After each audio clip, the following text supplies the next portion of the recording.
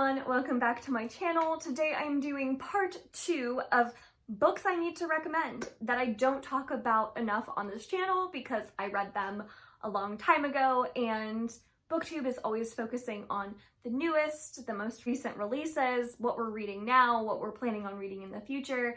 So let's take a second to explore what I've read in the past that is also awesome that I think you guys should read. This is a variety, so there's going to be all types of genres in here, so bear with me. Hopefully you don't mind that. The first book I want to shout out on here is The Speed of Sound by Eric Berndt, and this one I actually read on my Kindle, so I don't physically own it, even though that would be awesome if I did. It's basically about this man named Eddie who lives in this place called Harmony House, which is known for being a special house for special types of people.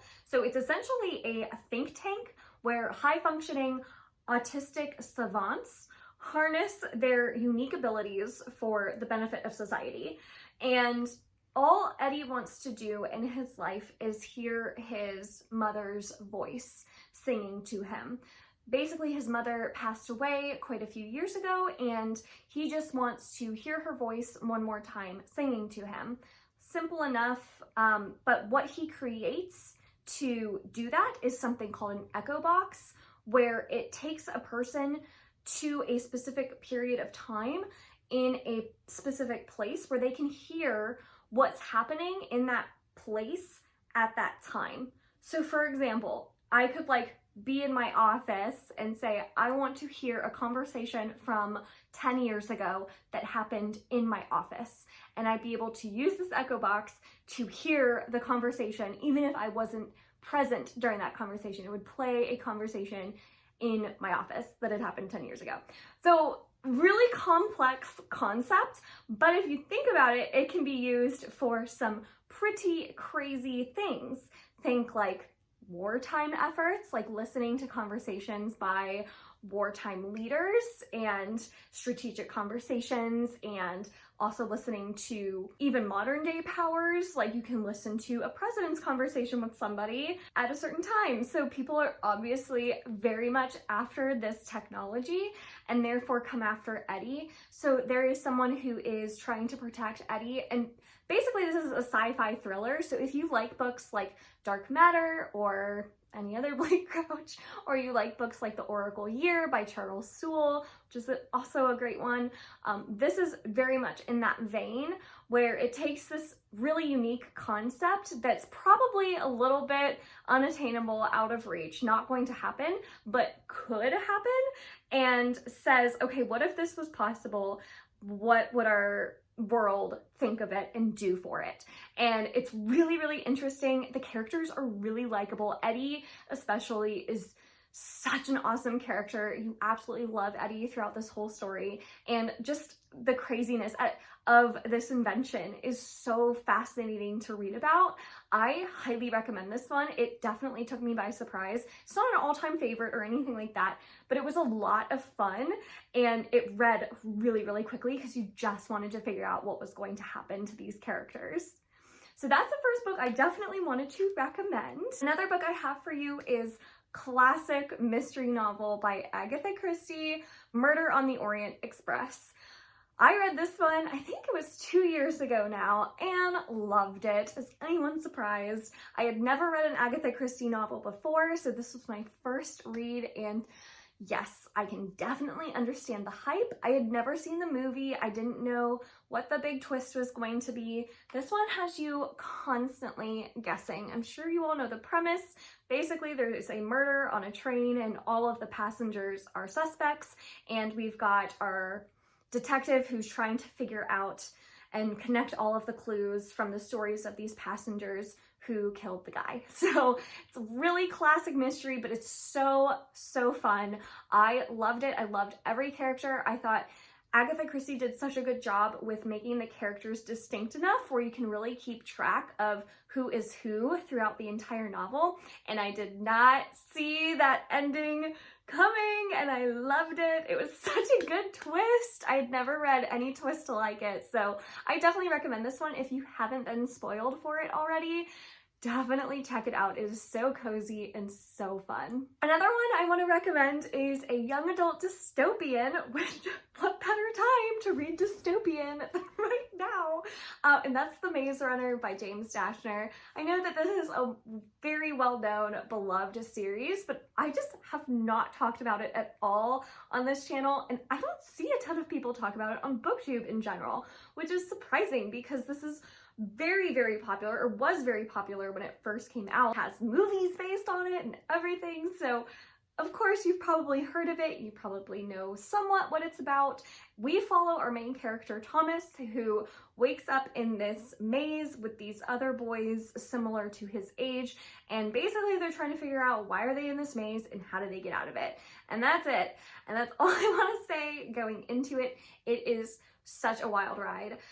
What I loved especially about this novel is you're following Thomas, who lost all memory of his previous life. So he kind of wakes up in this daze and has no idea what's going on. And so you're figuring out everything that's going on in this novel through Thomas's eyes at the same time as him, which I loved. So you really felt connected to Thomas because he was your source of information, and if he figured it out, you figured it out. So you were really rooting for him the whole time. And when he does figure it out, it's nuts. It's so good. So again, this was one that I had no idea what it was about going in. I had heard the hype. I was like, all right, I'll check it out. Loved it. I loved it. So highly recommend if you haven't checked this one out and you like dystopian. This is definitely came out during that very, very popular dystopian time in young adult literature when Hunger Games was coming out and all of that, so you are probably oversaturated with dystopian, but I feel like it's taken kind of a breather these past couple years, so if you're interested in picking up a dystopian, check out Maze Runner. It is so good. The next one I have is another sci-fi thriller, very much in the vein of Dark Matter, so if you're a fan of Dark Matter, check this one out. It is called The Punch Escrow by Tal M. Klein. I really don't want to say much about what this is about because, like Dark Matter, the less you know, the better, because every corner is a twist and a turn and your just mind is blown throughout this entire thing. I would say if you've read Dark Matter recently, don't read Punch Escrow because it's almost too similar in a couple different ways, and that was my only problem with it. Was I read it very closely to Dark Matter, where I was like, oh, this kind of follows a very similar formula. And so I was like a little turned off by that. But if I had read it like, you know, a good amount apart, I think I would really, really have loved this one even more because it really is just as wild, just as fun, and the concept behind it, once you figure it out, is so nuts. So I recommend this one definitely if you are looking for an awesome sci-fi thriller. Two more. This next one is an adult contemporary that no one talks about, and it is We Are Water by Wally Lamb. So this was gifted to me by one of my best friends a long time ago, and I had read it a long time ago and loved it. There is a lot of very, very heavy content in this book, so definitely make sure to check out some of the content warnings for it, but it is essentially a family drama where the parents are divorced, the kids are kind of all over the place with their lives, and it's essentially them trying to get it together. And it is so nuts. I think what I loved most about this was the conflict in it felt so real, and like the characters felt so real. I think it's very much in the vein of Everything I Never Told You by Celeste Ng. If you liked like Little Fires Everywhere or Everything I Never Told You, then I think you'll like this one because it takes characters that you probably aren't gonna love. Like, they're very realistic type characters that have very big flaws that you have to kind of just go with and get over if you're going to follow these characters, because every human has their flaws. So I liked it because even though I didn't love every character, I could understand every character almost and understand their motivations. Wally Lamb did such a good job with making sure you knew their motivations and could at least feel for them and felt like you were in their shoes at certain points with how they were feeling about things. He just did a really good job with the characters in this, and I loved it for that. And I think that the conflicts in it, even though they're very dramatic, they're really fascinating and intriguing, and this book is very fast-paced because of that, I think. But again, I like super heavy adult contemporary like family drama type books, so if that's not your jam, probably don't pick this up. But if you do like that and you like the books that I mentioned that are like this, then check it out. It's really good. And the last book I have to mention is The Devil in the White City by Erik Larson. This one's really, really popular, so you might have heard of it. If you haven't, it is a historical nonfiction that's told like a historical fiction. So basically Erik Larson he's a journalist first and foremost, so he takes these real life stories and tells them like they were a fiction book. So you're reading things that actually happened in this novel. It follows the Chicago World Fair in 1893. So it follows the perspective of the architect who is building out the World Fair with his team. And it also follows real life story of the serial killer who haunted America during this time period, named Dr. H.H. Holmes, or Henry Howard Holmes. So if that name might sound familiar because he's kind of considered America's first real serial killer. So you have these alternating perspectives from the architect and from Holmes. So everything in this book is true and is a fact. And that's what's so cool about this book is Erik Larson backs up every one of these details with research and actual accounts from people who were in the situation, actual accounts from newspapers, journal entries, everything.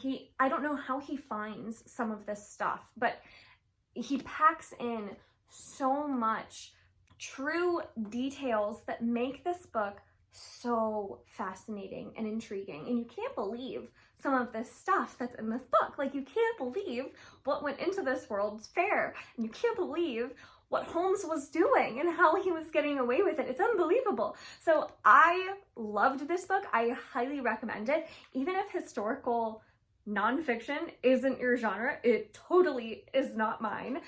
Still pick this one up because it's got all the makings of like an awesome thriller book with Holmes's story and just like the creepiness of that perspective, but it's also got the meat of this real life historical account of the 1893 World Fair, which you can't believe how much still exists today from that World Fair that was invented for it. It's so interesting. So that's all I want to say. I don't want to say too much because I don't want to spoil anything, but The Devil in the White City is so great.